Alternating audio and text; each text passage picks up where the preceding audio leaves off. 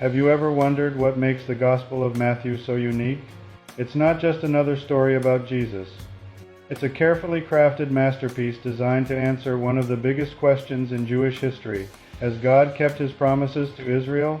Matthew's answer is a resounding yes, and he shows us how through the life, death, and resurrection of Jesus the Messiah. So how does he do it?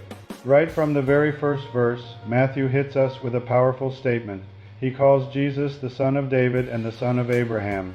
This isn't just a casual family tree. By connecting Jesus to David, Israel's greatest king, and Abraham, the father of the entire nation, Matthew is making a bold claim.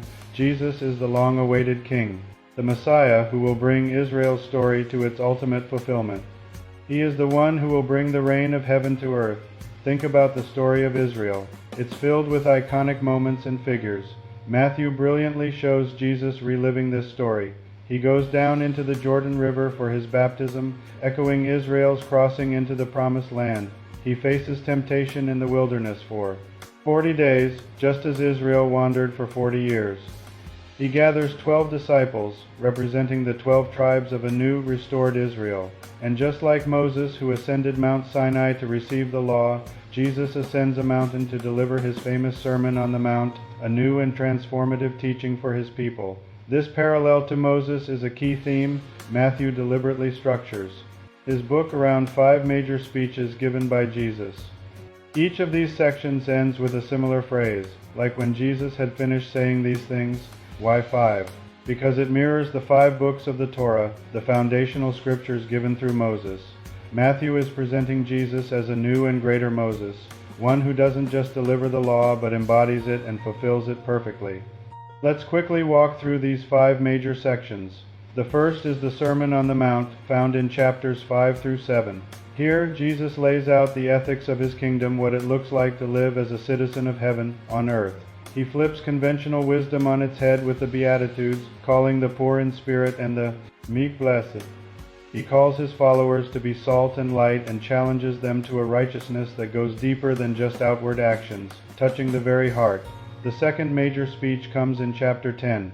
Here, Jesus commissions his 12 disciples and sends them out. He gives them authority to heal and proclaim that the kingdom of heaven is near. This section is all about mission.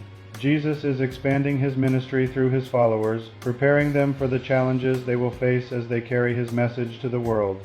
It's a practical guide on how to be his representatives. Next, in chapter 13, we find a collection of parables about the kingdom. Jesus uses stories about farmers, seeds, weeds, and hidden treasures to explain the mysterious nature of God's reign. Some people will accept it, others will reject it, and it will grow from small beginnings into something vast and glorious. These parables are designed to make you think, to challenge your assumptions about what God is doing in the world. The fourth discourse, in chapter 18, focuses on life within the community of believers, the church. How should Jesus' followers treat each other? This section deals with humility, forgiveness, and reconciliation. Jesus tells the parable of the unforgiving servant to powerfully illustrate the incredible grace we've received and the importance of extending that same grace to others. It's a blueprint for a healthy, loving community. Finally, the fifth and last major speech is the Olivet Discourse in chapters 24 and 25. Here, Jesus speaks about the end times, the destruction of the temple, and his ultimate return. He warns his disciples to be ready and watchful, using parables like the 10 virgins and the talents to stress the importance of faithfulness and preparedness. He concludes with the dramatic scene of the judgment of the nations, where people are separated based on how they treated the least of these. But the book doesn't end with just teachings.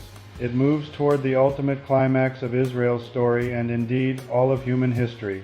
Matthew shows us how Jesus brings about a new and greater act of redemption.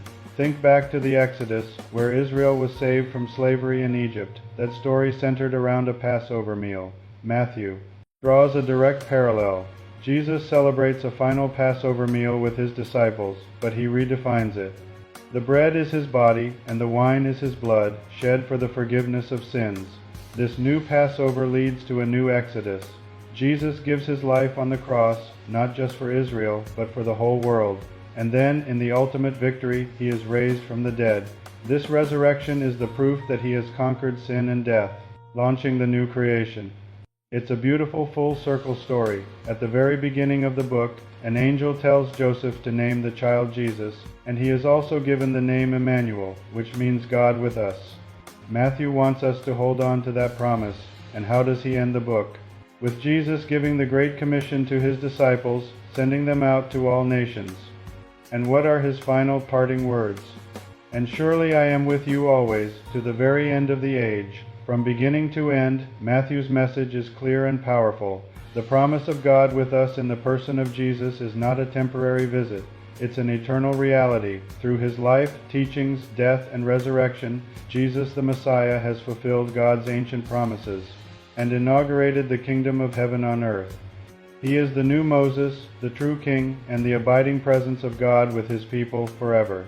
So, the introduction to Matthew sets the stage for this entire epic narrative. It tells us that Jesus is the fulfillment of Israel's story, the promised Messiah who is both the son of David and the son of Abraham. By showing Jesus reliving key moments of Israel's history and presenting him as a new Moses through 5 major discourses, Matthew demonstrates that God has kept his word. The book culminates in a new Exodus, where Jesus' death and resurrection bring ultimate redemption, and it concludes with the enduring promise that Emmanuel, God with us, will be with his people always. That is the grand, beautiful message of the Gospel of Matthew. Thanks for watching. If this helped you understand Matthew a bit better, be sure to like this video and subscribe to the channel for more content just like this. See you next time. God bless you everyone.